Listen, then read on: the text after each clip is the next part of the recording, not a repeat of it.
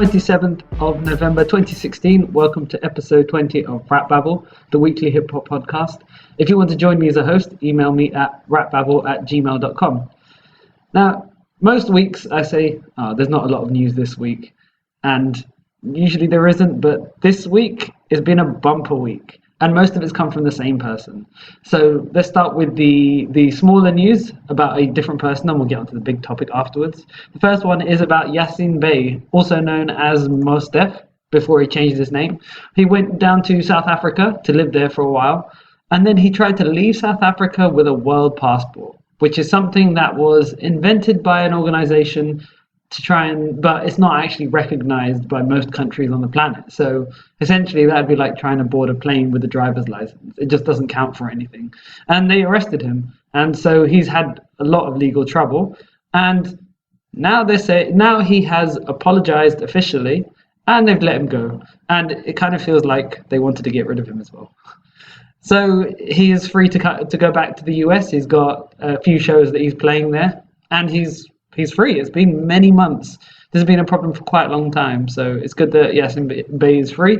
He was supposed to be on Good Music, Kanye West's record label. I was really looking forward to them working together because he's a really good lyricist, and if he can get some good beats from the Good Music record label, that would be the perfect marriage.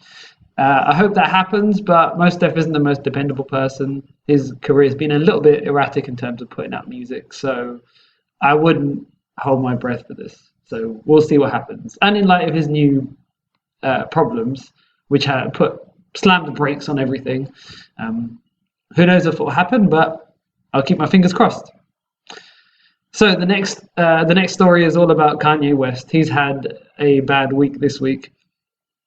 It all started on the 17th of November when he came out. So he's in the middle of his St. Pablo tour, and it's a long tour. And he started talking about Donald Trump. And he said if he had voted, he would have voted for Donald Trump. So immediately he got backlash from a lot of people. And I don't understand. I can understand that he he was praising the way Donald Trump won. You know, he won the media war. He is straight talking. So he said the way that he won was genius. But that doesn't mean you'd want to vote for him. Voting for him means you agree with his policies and his overall racism, and sexism too. So I don't know what Kanye West was thinking, but it might be a bit clearer as we go through the story. So all of this happens on the St. Pablo tour. Then next he cancelled. So he was in the middle of a show and he did 3 songs. Then he went on a rant about quite a few people. And then he stopped the show immediately. He said he wasn't really performing that well and he's just going to stop now. And he promised to make it up to them by doing another gig at a later date. He promised to refund them. He was going to pay them back. And it's just kind of, I don't know, if you're doing a bad job, you still go through and give them the full performance. They've already come out. They're there. You're just going to disrupt them. And it's rap music. How bad can you really be? You're not singing, so this was a bad move. Again, it might make light when we hear the rest of the story, but from this day specifically, he started ranting. He had a long rant. He was complaining about Jay-Z firstly. He said, "You still haven't called me." And then he said, "I know you've got killers. Please don't send them at my head. Talk to me like a man. Call me." That's not wise to say. I don't know if he does have killers on staff, but even if he did, you don't want to say that out loud. And it's just totally illogical. So I think if there was any chance of them kind of reuniting and being friendly, this is a big hit. Because now you just can't trust him with anything. Now that he continually says things out loud that he shouldn't say. And it's never been a problem, but now you might be getting Jay-Z in trouble. So yeah. But then later on he said the same thing about DJ Khaled. "I know you've got killers, don't send them to me." So he was saying about DJ Khaled was that he hears the song so much for free, which features Drake. He was saying that he suspects that radio stations are being paid to play that song. And that stuff happens generally in radio. So that's not really a conspiracy. It's not a good song. I hate it, in fact. It's one of Drake's. It's a low point for Drake. I don't think it's It's not a bad song, but it's just a bit annoying. I don't like the beat. I don't like the point of the song. That's probably the worst thing about it. Drake talking about how because he's so popular that he should be paid to have sex with these women rather than giving it away for free because he's in such a high position, which is just kind of that's just there's no class there. Come on, Drake. Um, Even to think it is kind of stupid. Just anyway. So I don't like the point of the song. It's not really something that I want to sing along to. You know that Drake should be paid by girls for having sex. Why am I going to repeat those? Like, why do I want to say that? I don't want to say that.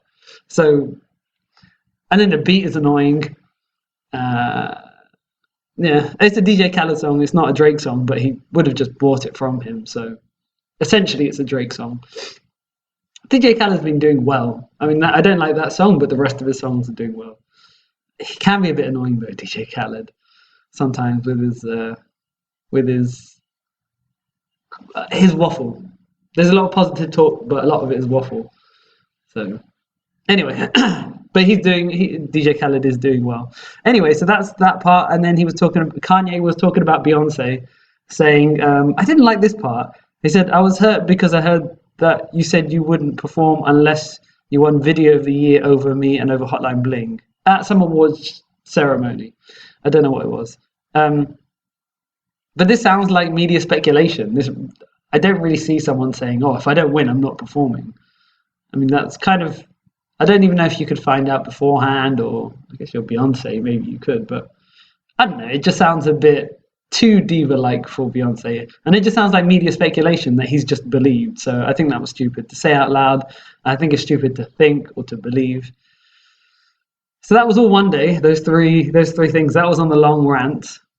Then another day, he cancelled his entire tour, like half of the tour. He had like 30 to 60 dates, I don't know how many. And he's already done like a month and a bit. He's done loads. It's a long tour. When he announced it, I thought, this is ridiculously long. This is going to be really hard, exhausting. And he just cancelled it. Like everything, he just stopped dead. One day he just said, right, I'm just not doing this anymore. Cancelled the entire tour. That's a bad sign. That's a very bad sign. And it's probably exhaustion. And then the big news came that he was hospitalized for a psychiatric evaluation. So this makes everything makes more sense now. So, and this is not long after Kid Cudi checked himself into rehab.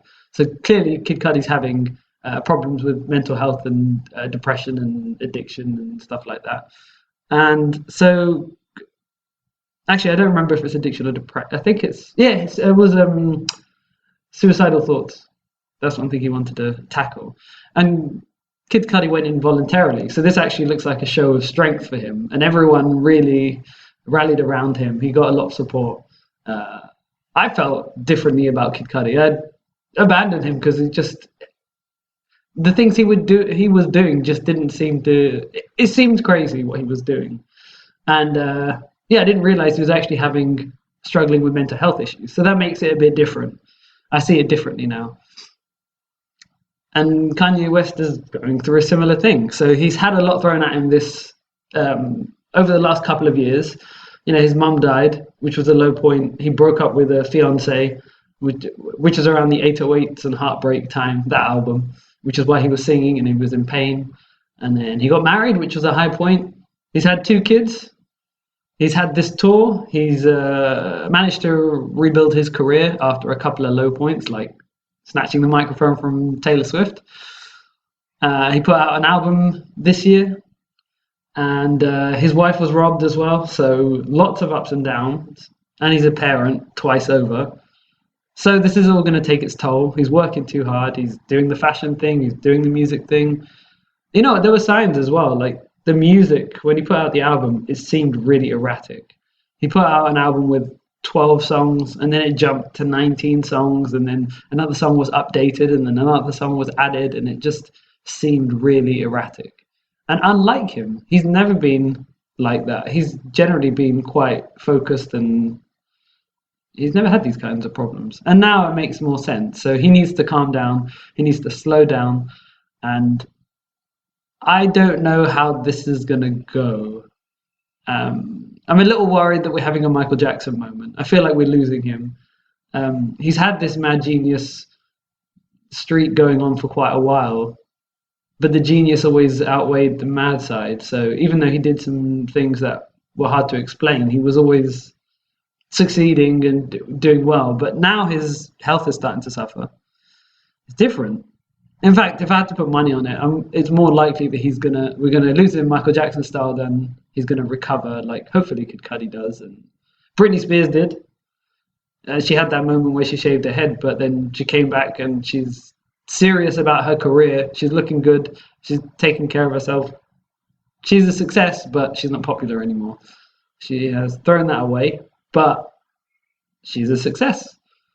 And she's healthy and she's fine. She's good. So I hope Kanye can turn out like that. But then, has he ever had that strength? Has he ever had that ability to reflect on himself? I mean, he's always been, his view of himself is a little bit skewed, and his view of the world is a bit skewed. So, like times when he says, "I'm a god, I'm the greatest rock star of our generation," and he's shouting it as well. Like he was serious when he was saying that to Zane Lowe. During the Yeezus time, even putting out Yeezus in some ways was a sign that he's not thinking straight. As much as I loved it, I did actually love that album. So, and that's the thing; it was more genius than it was. It was more genius than mad. So if we're going down the mad genius route, it was equal parts. I'll say it's equal parts, but it was good enough. It didn't like Kid Cudi put out an album, Speeding Bullet to Heaven, and I remember one guy. The Needle Drop on YouTube, I'm a big fan. I watch a lot of his reviews. He gave it a 0 because it was so bad. And it was. And it just was clearly someone who wasn't thinking straight. And I'm hoping Kid Cudi put out a song called Frequency, which sounded like the old him, and it sounded really good. And it feels like, maybe he's coming back. Maybe he's regaining his sanity. He's thinking clearer. So, but I just don't feel like that's going to happen for Kanye West. But it's good that he has a support system. He has a wife and kids. That's very good motivation to do anything in life. I remember in 50 Cent's biography, he said, he took music seriously when he had a son because he suddenly had to make money, which he was always doing as a drug dealer, but obviously that's going to kill you like it did his mother. So he knew that wasn't an option. And then he went hard in music. So Kanye West has that, and I just hope people come, especially Jay-Z, come to help him. They ignore the things that Kanye's saying on rants and just says, "Hey, I'm here for you, bro. Let me help you. Let me talk to you. I'm going to guide you through this." I mean, really, I think with the psychiatric evaluation, I would hope, and if I was in Jay's position, I'd be over there at the hospital. You don't have to do anything. You don't have to say anything. Just appear there and just say, "Hi, how's it going? And if you need help, then I'll help you," and that's it. And then you can disappear after that. Just attending, just being there is a big sign, is a big show of support. So just be there, just go there. And I hope other people do as well. Sometimes it's easy to just see this in the news and then just move on to the next thing and not think about it. One day passes to the next and you forget that actually the whole time they're in hospital and they're staring at the walls and they don't know what to do and they're wondering, where is everyone?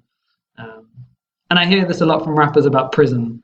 When you're in prison, one day, the days tick slowly and you're wondering where everyone is, and time moves so fast when you're living life and it's going well, especially when you're a rapper.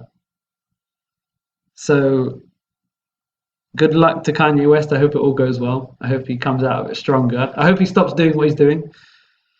And it's disappointing for me. He's an idol of mine. So I really hope that he comes out of this.